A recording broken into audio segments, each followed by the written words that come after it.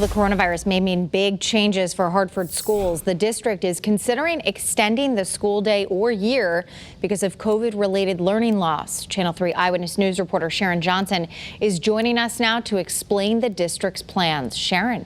Well, the district says the pandemic had an extensive impact on students and the problems are urgent. For example, during the first quarter of the school year, 47% of in-person learners were chronically absent. Extending the school day could be a bigger part of the bigger recovery plan. And so we're trying to do as much as we can.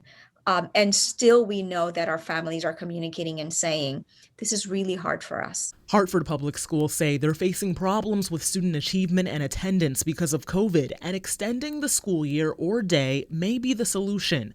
The district is exploring several models: an extended school day, a longer school year, or an intersession model giving additional support to some students. It is not just about the time extension.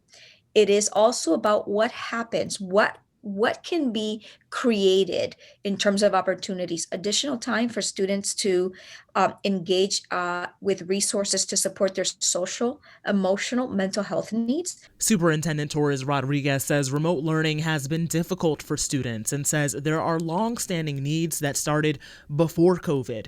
Numbers presented during a budget workshop show students struggling with key measures. According to the district, only 63% of in-person seniors were on track to graduate in quarter one. More data shows only 25% of elementary school students were reading on or above grade level. Within that, it means additional time for perhaps smaller group instruction, smaller group supports.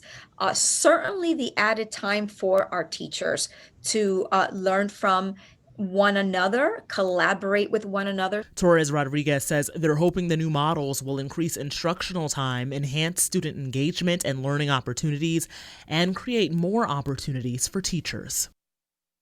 The superintendent says this is still in the early stages and a lot of research and discussion needs to happen before they move forward with this process. Live in the studio, Sharon Johnson, Channel 3 Eyewitness News.